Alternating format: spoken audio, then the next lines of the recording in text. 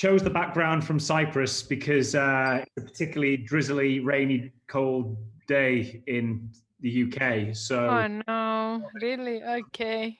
okay. I should have put a similar background as well, but we have created this one with the university logo. Okay. So let me center myself. Okay. Okay. Right. So basically, we are now going to introduce everyone to Valia Chikalat from the University of Nicosia in Cyprus. For those for those of you that don't know too much about the university, we've been working with the University of Nicosia for 3 years now, and we've got students from all across the world now studying at the University of Nicosia.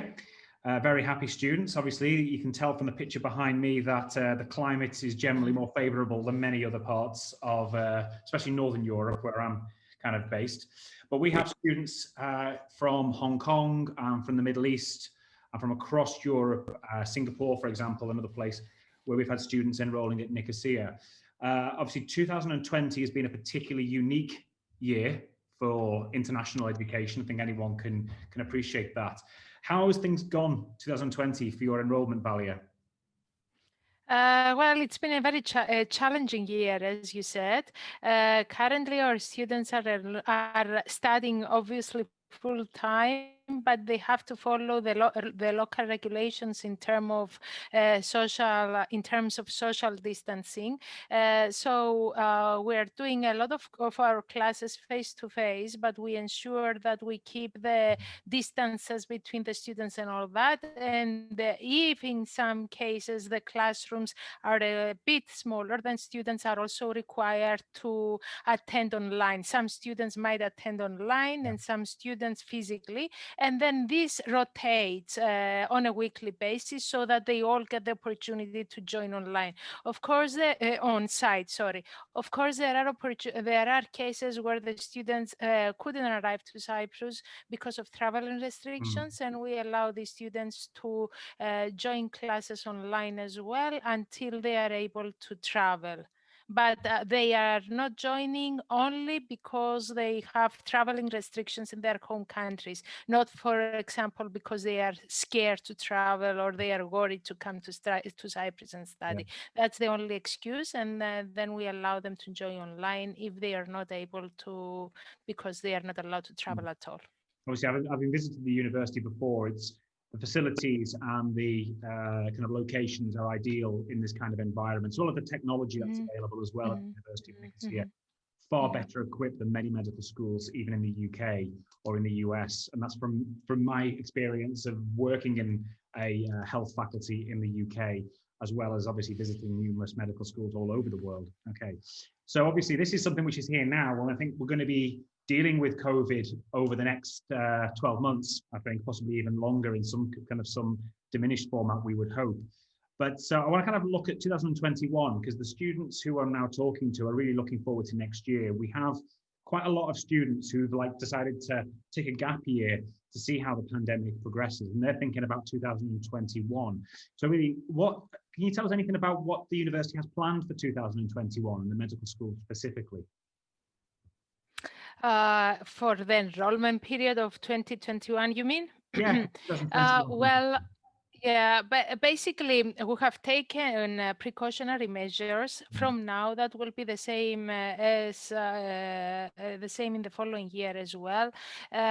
We have the students who are physically attending the classes, for example, in the anatomy lab where we have cadavers. We have brought in more cadavers so that less people will be surrounding each, let's say, body, so that they keep their distances between themselves. Also, we have clearly marked our labs, all of our labs, our library, where we indicate where the students are allowed to move, where they are allowed to sit, etc. So the same measures will be applicable in 2021, unless, of course, the regulations become stricter, in which case, of course, we will have to adapt to the stricter regulations. It is now completely completely safe, to tell you the truth, to study in Cyprus and in classrooms, because we have taken all these precautionary measures. From the minute that students really keep these measures, then they shouldn't be worried. We didn't have any incidences at the medical school of COVID so far, so we are happy about this and proud as well. Yeah, that's definitely not the same story in other medical schools that I've been speaking to. I think Cyprus being an island as well has naturally got the ability to kind of control movement a lot more perhaps than continental Europe or other states in Asia, for example. But anyway, that's really good. So, Valia, I know our students who've gone through the application process find it a very efficient and streamlined process in terms of we get the application on the system. As once the predicted grades or actual grades have been verified, then they progress to the interview. Now, I do get a lot of students asking about the video MMI interview, and I, for one, can't provide them perhaps the level of information that I would like to. So if you can tell everyone a little bit more about how the interview works and how it's assessed and how that's used to determine if someone receives a conditional offer to come and study with you in Cyprus. Okay, our interviews are what we call remote multimedia interviews, or RMMIs, okay? And then students who are invited to an interview join the interview, and there is on the other side, from the university side, let's say, a person who asks the questions. Each question is recorded separately on a separate video, and then each video is sent to one of our assessors, which are faculty members of the University of Nicosia Medical School, and then they assess each question. We follow this process to ensure that there are no biases. We consider this process more, let's say, fair for the students, because each evaluator or assessor is not biased from the answer that the candidate gave in the previous questions. So they are not predisposed in any way. They just evaluate the specific answer they were requested to evaluate. Now, there is no specific preparation that students need to take in order to participate in these interviews. We do not ask questions specifically to the sciences, to chemistry, biology, or physics. We just seek to understand their desire to study medicine, and whether they have actually considered, researched a little bit about the occupation, whether they know what are the challenges related to becoming a doctor and to actually practicing medicine. So these are the sort of things that we look into the interview. The students do not need to worry about preparing, as long as they are really enthusiastic and determined to become doctors. Then I think they should have done everything that is needed in order to participate in this interview and also perform well. Okay. Now, MMI interviews are often, they ask different questions from different angles. Do students get asked questions about scenarios or ethical type of questions like they would do perhaps in some other programs? Unfortunately, I'm not allowed to give a lot of information about the types of questions, but yes, they are just to help everybody. There are some questions of scenarios that they will have to answer. Every year and every few years, we also change our interviews. So chances are that we're not going to be asking the same questions this year as the ones we were asking last year.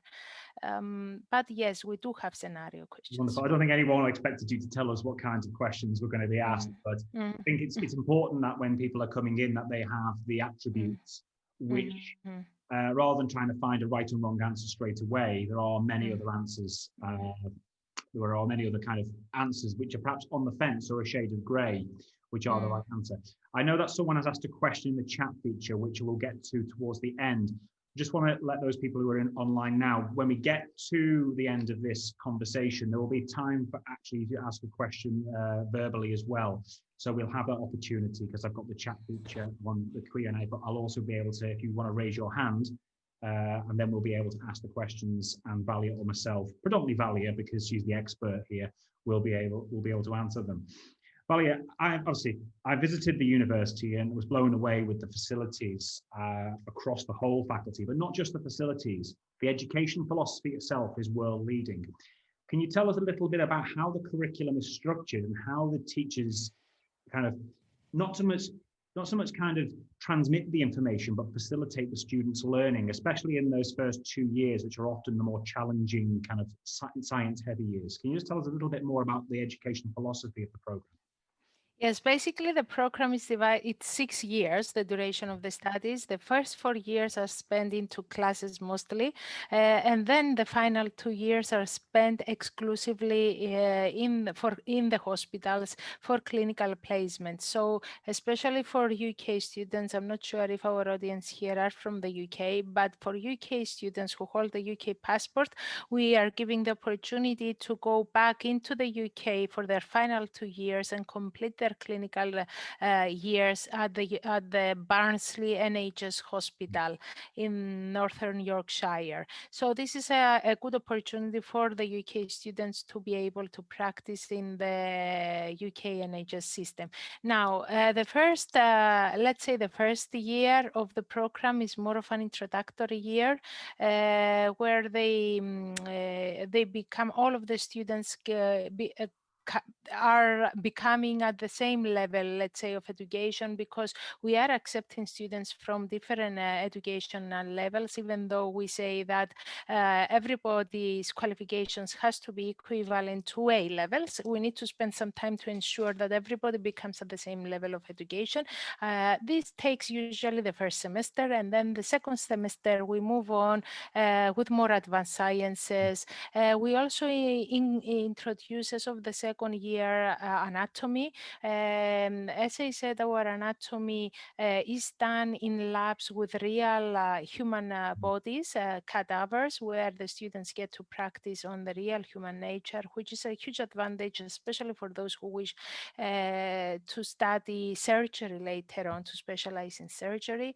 We have the students in the first years with, well, actually all of the curriculum throughout the 4 years, and during these 4 years they will be able to attend classes in big theater rooms. They will be able to attend smaller classes in smaller groups. We use different types of learning methods so that we facilitate the learning experience better. There are classes like communication skills that they need to take place in smaller groups. So we divide the students in smaller groups of 6 or 7. The anatomy class is also divided in smaller groups of 6 or 7 around each cadaver. But of course, the students do attend to bigger classrooms where, let's say, the entire cohort of 100 students will also participate at the same time. Now, either online or physically. Each student is assigned a tutor. So the tutors are there to help and support the students, guide them when they have questions related to different classes, or whether they face any other problems. Some students might be frustrated, so we have their tutor will guide them where he or she can refer to in order to receive the necessary support. We do offer certain level of support, and in order to make sure that our students do not feel frustrated, or they feel comfortable while they study at the medical school. We have occupational health to support the students in case that they face health issues. So that's about it, I think, more or less. Yeah. The important thing is that the program is structured with the first 4 years in classes and then the final 2 years at the hospitals. However, an innovation that I didn't mention before, an innovation of the program is the fact that students get to see doctors in practice from the second year of their studies, something that usually doesn't happen at the UK medical or at other medical schools. Actually, usually other medical schools expose students to the clinical environment as of year 4. We do that as of year 2, as I said. So they have the opportunity to observe doctors in practice as of year 2. And we also, during the clinical exposures, our students we have translators in order to help the students understand what's going on during the patient contact. And we also offer, for those who will stay eventually in the final 2 years in Cyprus, we also offer free of charge Greek classes in order to help them, facilitate those years better. Even though a lot of the patients speak English, English is widely spoken on the island because we've been a British colony, so they wouldn't have a problem expressing themselves in English. However, if there are such cases, we do offer to the students the free of charge Greek classes so that they are able to understand everything I without think one help. of the big advantages of studying internationally is the opportunity to learn a language which perhaps you wouldn't have learned before. In fact, Greek is considered one of those languages which is kind of one of the elite languages to learn. In fact, students need to speak Greek and Latin if they go to study in college from year 8. So it's it's a useful language to learn, and as well as being the origin for many other languages and alphabets across the world, actually. So. And it also helps with their studies because a lot of the medical terminology is based on the Greek language. Exactly. Yeah, a lot of that is, and that's what I was going to go on to talk about as well. I think you mentioned a bit about the clinical education. I know that the good news is actually not just Brits, but the Irish students will actually still be able to partake in the NHS experience as well, even after Brexit has fully kicked in at the end of 2020. So that's an advantage, and we'll have to wait and see whether that opportunity is still available to other students after the UK government and the European Union conclude negotiations over the coming weeks. If you're watching this video recorded, you'll probably know the answer by now anyway. But I know about that. One of the other opportunities I'm aware is there as well is for students to actually prepare themselves for the USMLE, because I do know that you have some clinical opportunities in the United States, which we'll go on to in a moment. Can you just talk a little bit about how the curriculum, this is the 6-year MD, has been mapped to the United States medical licensing exams? Yes, actually, our entire curriculum is mapped against the USMLE Step 1 examination. So we have built our curriculum around this examination. So students who are participating into our program will be able to take the USMLE Step 1, usually around the completion of year 4, and hopefully pass this exam. We will be giving them a free mock exam that comes straight from the National Board of Examiners from the United States, and we will also be helping them with several other questions throughout their classes. Our faculty often gives examples. This is a possible USMLE Step 1 question. This is another possible USMLE Step 1 question. So students get more familiar with this. But as I said, the entire curriculum is mapped against this examination, and we've done this because we were a fairly new medical program, and we needed to have an external, let's say, body that will show that our students fulfill education of international standards. So if our students take this exam and pass it, then it will automatically show that our students fulfill the education levels of international medical school students. So that's why we have incorporated the entire curriculum of USMLE Step 1 in our curriculum. Obviously, when students wish to practice in the United States, they will have to pass Step 2, Step 3 as well, but we help them through preparation for Step 1. Yeah. I think once someone's got through Step 1, they're ready and motivated to get through Step 2. I think Step 2 clinical knowledge exam is more similar to Step 1 in that it's an advancement from the scientific knowledge. Step 2 clinical skills is a different exam altogether, with the exam itself taking place practically in the United States, by which time they can apply even before Step 3 for their ECFMG certification, if that's where they want to go. Now, I know we've talked about the UK clinical placements, but I am aware that you have some clinical links in the United States as well, which many students want to actually know about, because this is seen as an opportunity for them to broaden their clinical expertise. Can you just talk a little bit more about how that particular clinical link works?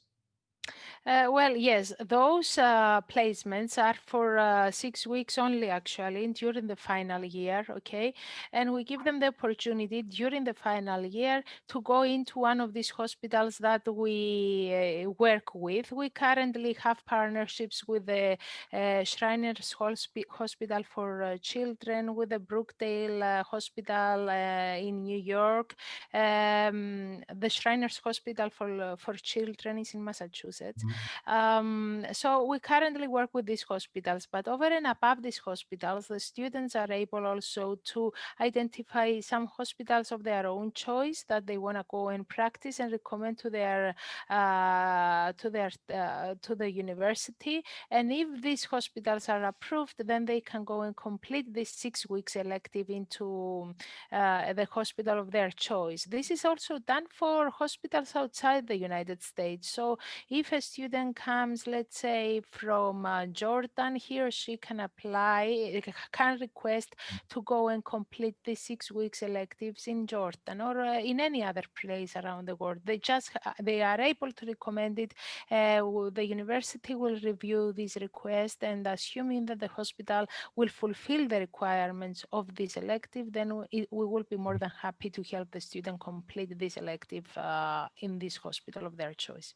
That's a particular strength, because I think for students who are going to be internationally mobile, gaining an international clinical experience is perhaps one of the most essential aspects of their education as they work towards licensing and graduation. Now, coming on to that, at the moment, I know I think the program, the 6-year MD is now coming to the end of its 6th year, isn't it? Or is it now completed its 6th year? So at what stage are those kind of final year students at the moment? Okay, we had, I believe, 17 graduates this year. It was our first cohort. It was a small group of students who started the first year. Out of the 17, I believe the majority, or around 12, 13 students, have applied to the UK for a foundation year 2, and they got accepted. So we have students in foundation year 2 bypassing foundation year 1.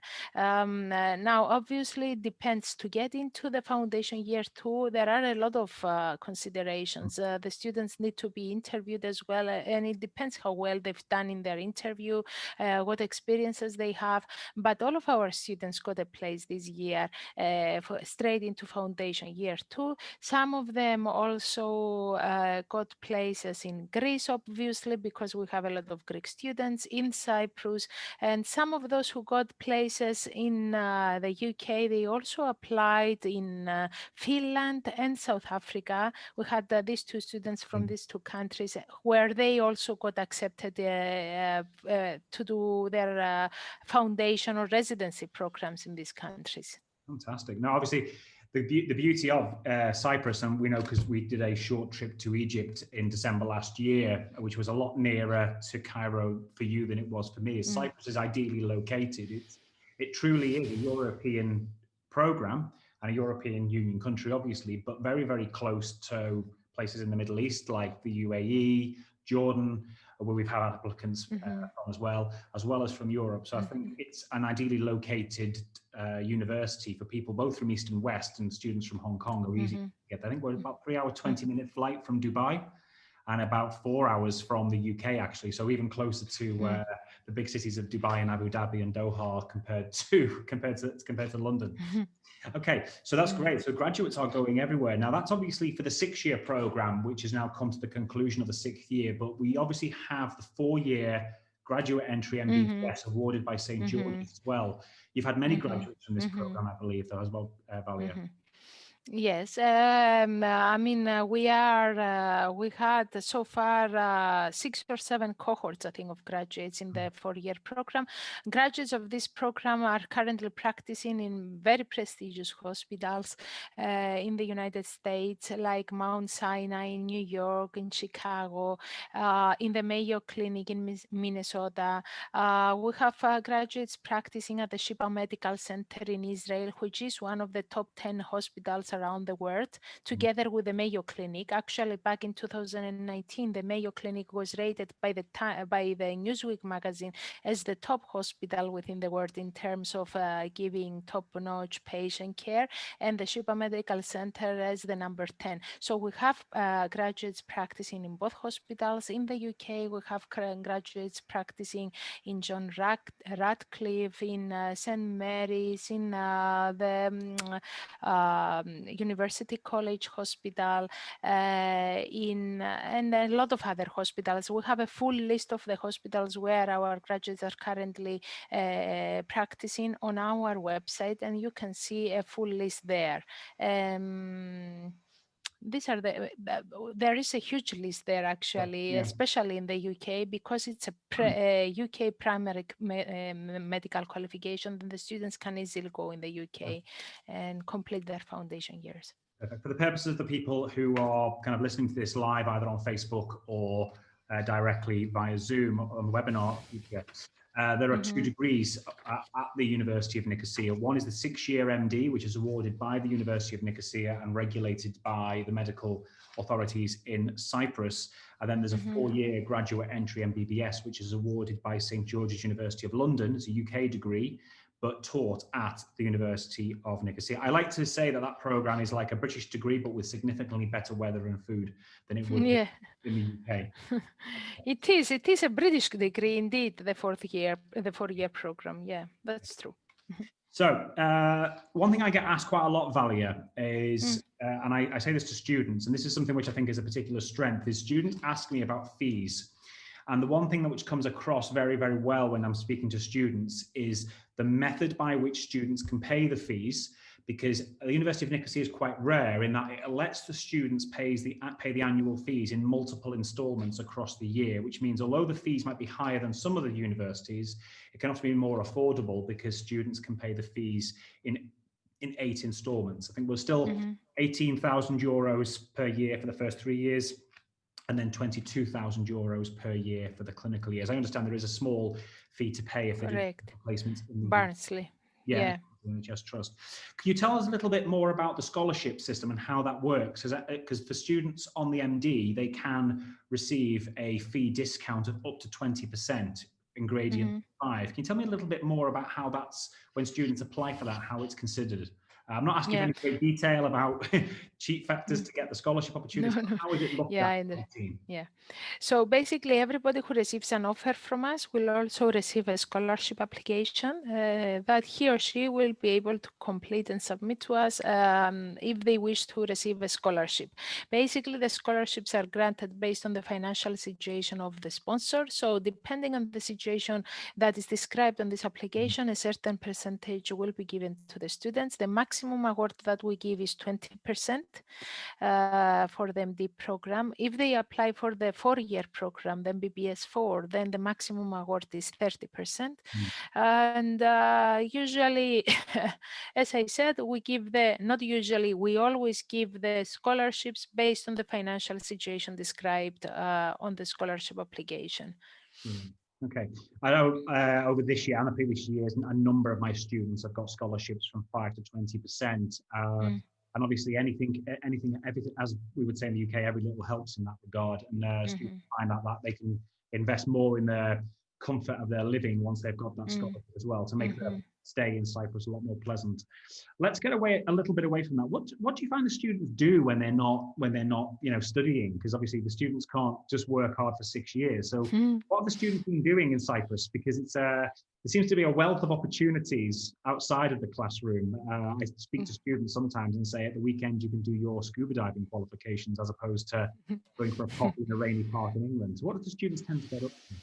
Okay, so in addition to the clubs that we offer, we have, also one of the clubs that we have is the Mobile Clinic Club that allows the students to participate in it and travel around the island every month, once a month, let's say, through the mobile clinic. And this gives them the opportunity to explore the island, the villages, do some tests like respiratory tests, measure pressure to the populations in need of the villages that they visit, and at the same time they get to the opportunity to explore the island. But over and above these activities that we offer at the medical school and at the University of Nicosia, there are additional clubs, sports clubs, various other clubs that they can participate in. But over and above this, obviously the students can travel easily around the island, because we're a fairly small place. Within 45 minutes to 50 minutes, they can be found on the mountains and do ski in the winter,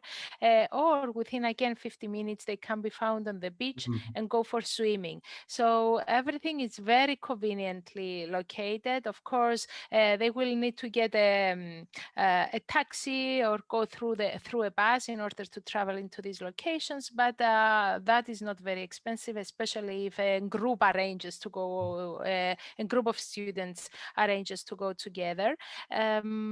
Also, in terms of driving, if it's a UK student, then they won't have a problem adjusting driving in Cyprus, let's say, because we drive on the same side of the road.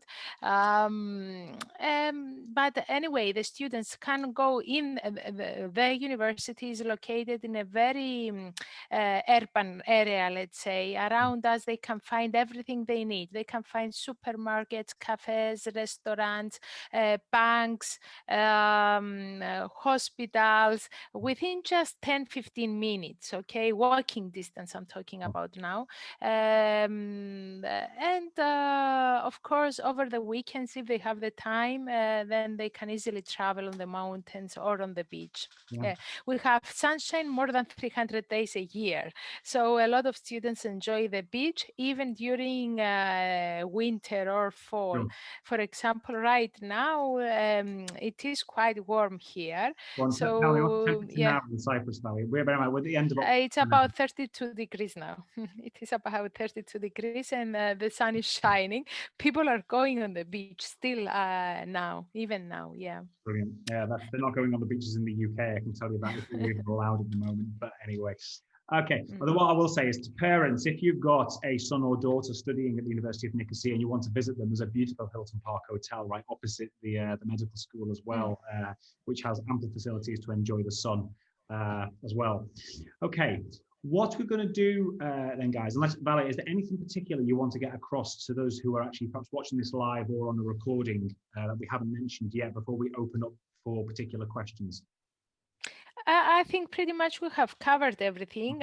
We didn't speak about the entry requirements. Would you like me to talk about those? Yeah, I think the entry requirements, we'll talk about that. Obviously, people come from different systems, but I think A-level and IB tend to be the most common, and then perhaps the Indian CBSE as well. So if you want to touch on that, what I'll mention now to those people watching live on Zoom is if you want to ask a particular live question, I know there's a question from John, which I'll read out in a moment. If you can just raise your hand, and then we can ensure that we'll get your question asked live to Valia, so we can get that asked as well. It doesn't matter what the type of question you've got, it's a valid question. Please just raise your hand and then we'll activate you so you can actually then ask your question in real time. So Valia, while the participants are doing that, if you can give us an idea about the entry requirements, A-level, IB, and perhaps other curricula that will come across as well. Okay, in terms of A levels, we require a combination of ABB to include biology and at least one more science, okay? In terms of IB, we require an overall of 32 and 16 at high level subjects, again to include biology plus one more science at high level. And in terms of other curriculums, we have to check each curriculum specifically, but if students follow the CBSE, for example, we will be accepting an overall of 80% or higher to include also biology. Biology is the mandatory science that we always require from all the curriculums, plus at least one more science. Obviously, most of the students who plan to study medicine take more than just one additional science. From the American curriculum, we also accept 90% overall, plus SATs or AP exams. And that's pretty much it. We also accept the French baccalaureate if we have any students with this degree. I had a student with a French baccalaureate apply this year, okay. but he stayed in France. But okay. Oh, but we encourage the students to apply. We will review their qualifications, and then we will let them know exactly what is the requirement that we have based on the qualification they gave us. We even accept the Ontario high school diploma, or different, the Alberta high school diploma, different other high school qualifications from Canada as well. Yeah. Sure. I think one thing to say is that, and this is a particular strength of I've noticed when I'm working with Valia and her team, is that to apply to the university is very cheap. It's 60 euros, the application fee, but we only get that paid once we've determined that the qualification that you're taking is accepted by the university. And the university staff have got no problem in dropping an email back to me saying, Ben, yeah, this person qualifies, this person doesn't qualify. So it's not a question like in many places that you have to apply and pay until you find out you're not eligible. The university are very, very good at communicating eligibility, which is a great thing really and it's something I found out from the university, very customer friendly approach, student centered approach. Okay, Yeah. but we've got Actually, Ben, we do that because we have a good collaboration with you. And that's why for cases that we clearly see that they do not meet our requirements, yes, we often tell you, yes, please ask him not to proceed with the application because we won't consider the applicant. Yeah. What we'll do before we go on to the questions, guys, is we're going to put a link and a link to the application form and a description of some of the entry requirements in the description of this video when it goes on YouTube, which will be later on today. So that will be there. So let's have a conversation here or answer some of the questions. What we've got in the room, we've got quite a lot of anonymous attendees in the room who are not showing up on this, but they're asking questions now. So we had John. Did you mention questions as the competency test for a university application? And someone's asked another question that I do want to actually mention. It's not something we've talked about yet, but we do need to talk about it. But firstly, John, I went away for a bit. Did you mention questions as a competency test for the university application? John, there isn't actually a competency test like UCAT or BMAT. The notion of whether you're going to be acceptable for the program comes across in this remote MMI style interview, because that's basically how they determine your appropriateness for the program based on the responses. Now, those responses, I take it, are graded as well. So everything is very objective. So there's not going to be a test like UCAT or BMAT or MCAT for the 6-year program. There is for the 4-year program. For the 4-year program, you would have to take GAMSAT or MCAT and have an appropriate score for that. And you wouldn't be interviewed unless you've booked that exam or you've actually already proven to have the score. But there isn't a kind of an aptitude test that you have to take. It's going to be based on the interview to determine your aptitude and then your grades to determine your academic acceptability for the program. So I think that's correct, isn't it, Valia? Yes, that's correct. Perfect. No problem. Someone's asked about standardized tests. Do you look heavily on standardized tests like the SAT? I know you mentioned it before. So how would you look at the SATs and APs alongside the US high school diploma? There is a certain score that we require, which unfortunately I don't recall right now because we don't have a lot of students with SATs. I think it is for the subject test is around 680, somewhere there, that we require. But then again, obviously an applicant with this qualification should also contact us or contact you, and then we will look into more detail in order to confirm the final entry requirement that we need. Other examinations that we accept the APs, which is also an American examination. It's a combination that we require. Again, we have to double check if you have this qualification. We'll let you know exactly what are the requirements. Other standardized exams, I'm not sure, like the NEET that they do in India, for example, that we don't look at it. We will still require the CBSE high school qualification in order to determine entry, eligibility eligibility for entry, let's say. And then we might look on a case by case. If it's a new examination that didn't exist in the past and now exists, it will be looked individually on a case by case basis. We will consult with our faculty and they will let us know, the admissions committee, and then they will let us know whether they will be able to accept a certain examination. For example, this year we've seen the increase of TOEFL, TOEFL Home Edition. Yes. In the past, they were taking the TOEFL IBT. Now they are taking, students that are taking the TOEFL Home Edition. And of course, we do accept that because it's very similar to IBT. It's just done at home because of the situation. So yes, we do accept other exams, but we have to evaluate on a case-by-case basis, and upon approval from the admissions committee, then we will inform the students that we can accept them. Yeah. Okay, someone's asked a question. We'll dig into. We'll ask the questions in the order there. But someone said, "Do you conduct interviews online for people who live far from the institution?" In fact, all the interviews are done over video anyway, even prior to COVID. And that's done on Zoom as well, and it has been working very effectively. And this year we've had students interviewed from as far away as Singapore, Australia, for example, as well as obviously other European countries as well.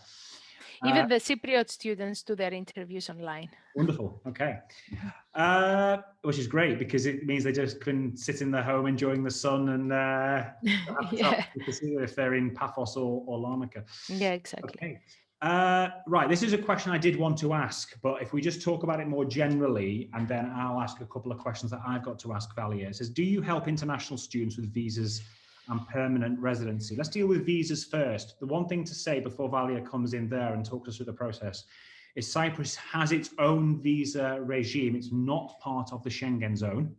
Like the UK, Ireland, it's not in the Schengen passport-free area. I know the university do help with visas, but Valia, can you talk us a little bit first, before we move on to the second part, about the visa process to apply for a student visa for Cyprus? Well, to apply for a student visa, yes, we help the students a lot. We have a whole department who is dedicated into helping the students into obtaining their visas. So from the minute that the students confirm their acceptance and they pay their deposit, then there is a separate team in addition to the admissions team who is helping them on admissions, let's say, requirements. We have what we call the student service center, which is helping students with their migration and with their move to Cyprus. We will tell them based on their country of location, we will tell them exactly where they need to go, what papers they need to bring, where they need to go and stamp them, and we will give them all details that they need in order to obtain their visas on time. This team is also very competent and works very well, because in the 7 years that I've been working for the university, we've never had a single student being rejected from the program because he or she didn't manage to obtain a visa. So from the minute that all the students follow the instructions that this department gives them, then they will certainly be able to arrive on the island on time. Yeah, wonderful.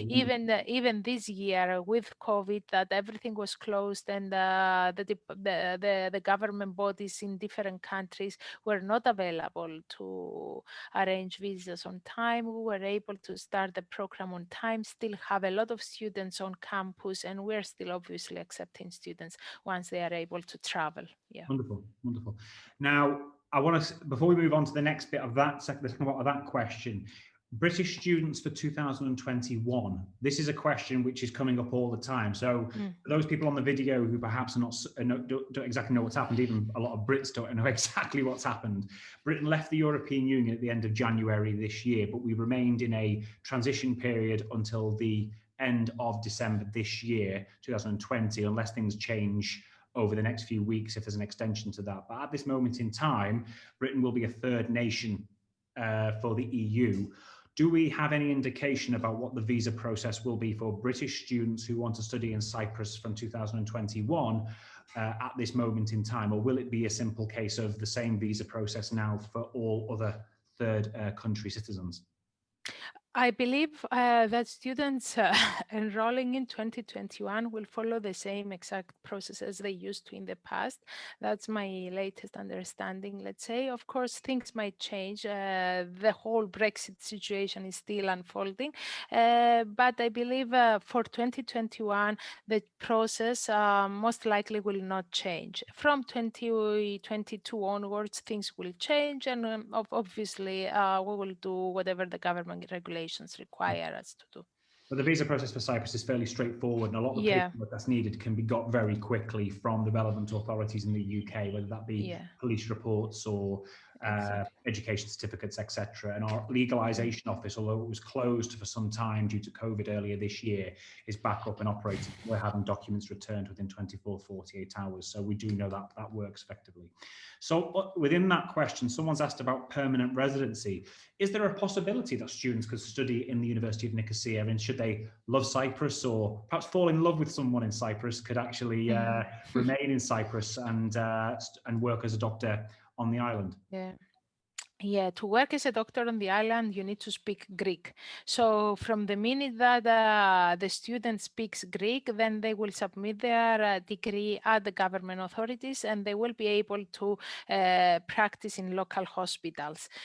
So there is no problem at all in that area. However, in order to obtain a permanent residency, things might be a bit tougher. I believe that if a student gets married, let's say, to a Cypriot person, then things will be easier. But other than that, it will be a bit challenging, depending on the nationality as well, in order to obtain a permanent residency. But definitely, if they manage to obtain a residency and speak Greek at the same time, they will be able to practice in the local hospitals. Brilliant. Obviously, this for European Union citizens who do speak Greek, they are able to work in Cyprus under the freedom of movement regulations anyway. So if a student came from the Republic of Ireland or from France or Germany, perhaps didn't speak Greek, but then became fluent in Greek during their time in Cyprus and then decided to remain in Cyprus afterwards, that would be a possibility as well without any extra immigration requirements under European Union regulations. So there's one more question typed in, and I'm going to ask anyone else to share questions. Someone's asked, how is life for international students? Now, it's quite an open question. The accommodation at the University of Nicosia is arguably some of the best in the world. There are very few student accommodations with rooftop infinity pools and gyms and restaurants built in. So they are exceptional quality.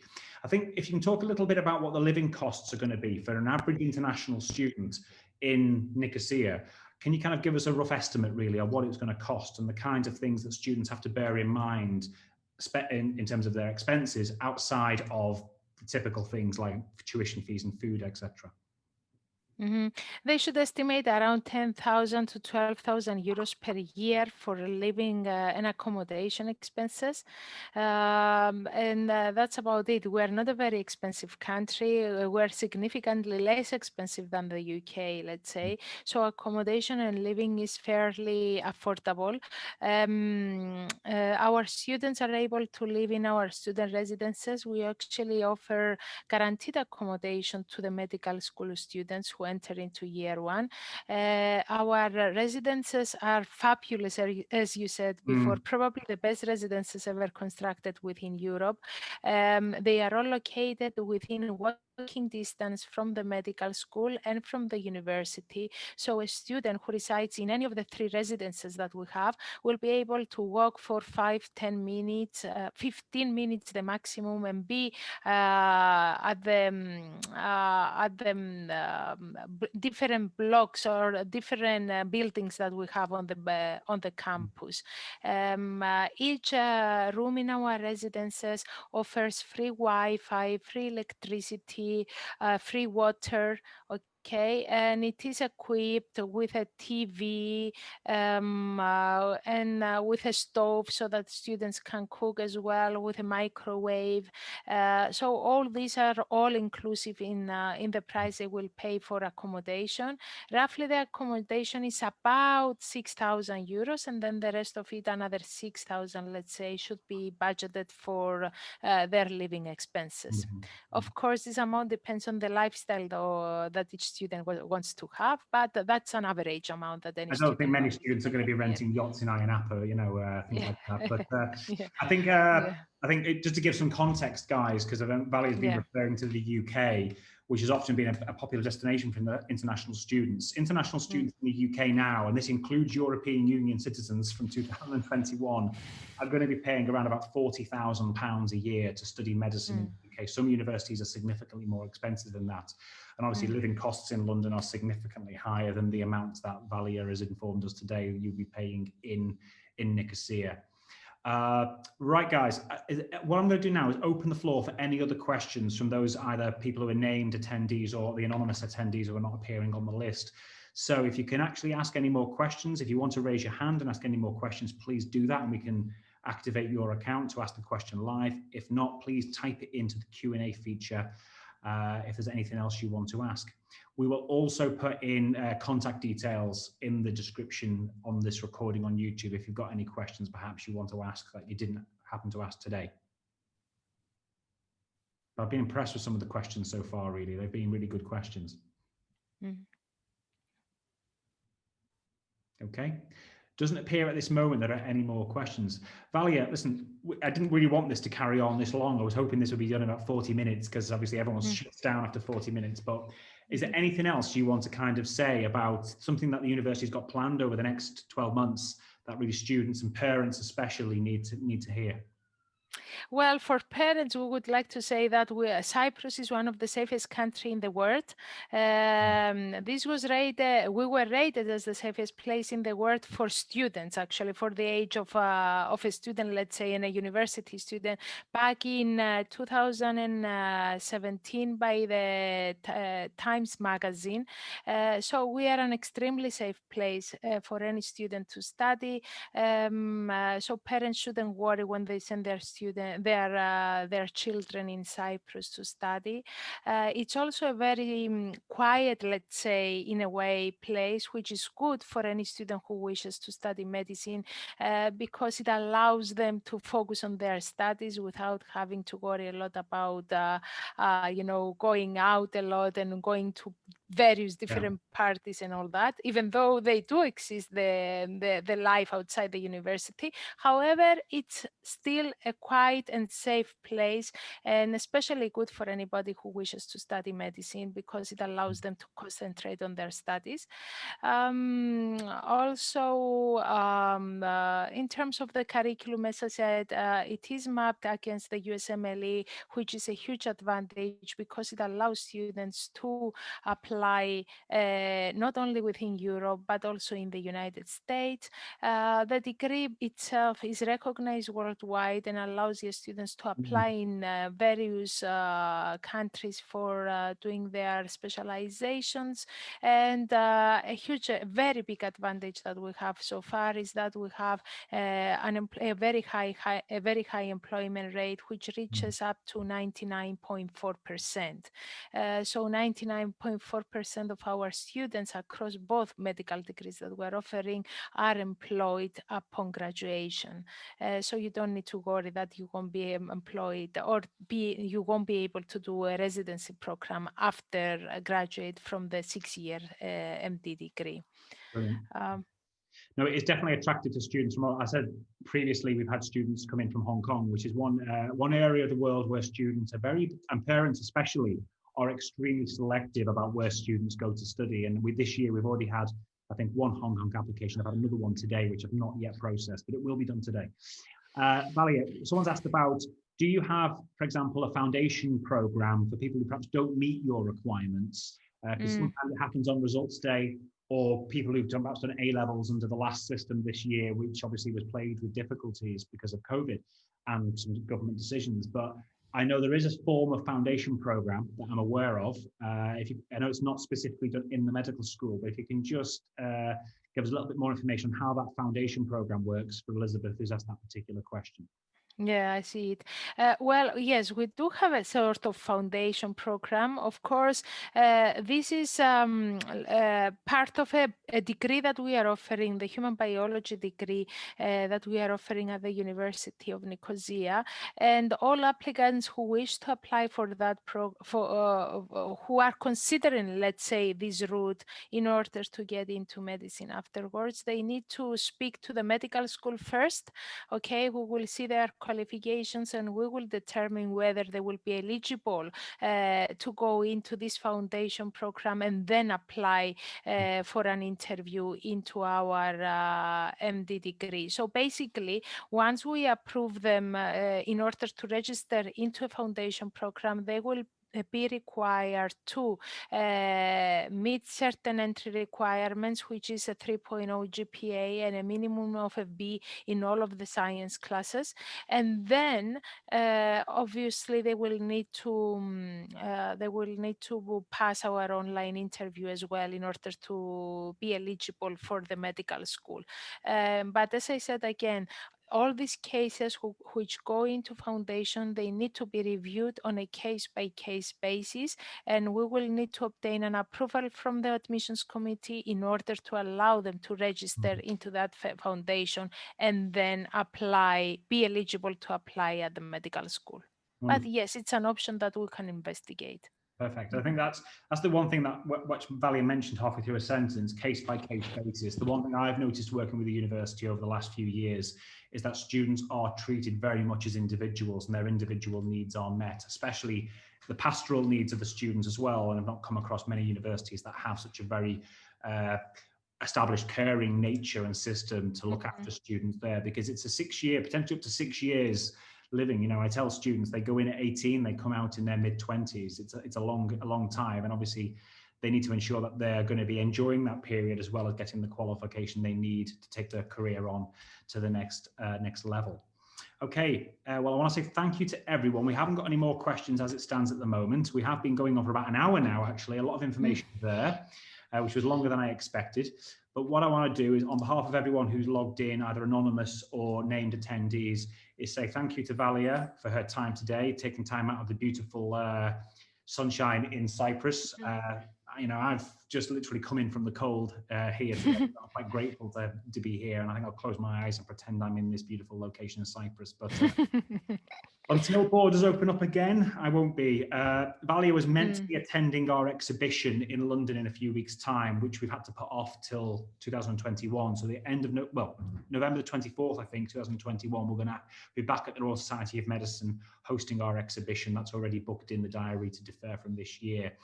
But before then, there'll be lots of opportunities to get in contact and ask questions. Please, if you have questions, you can email the University of Nicosia directly or get in touch with Medical Doorway.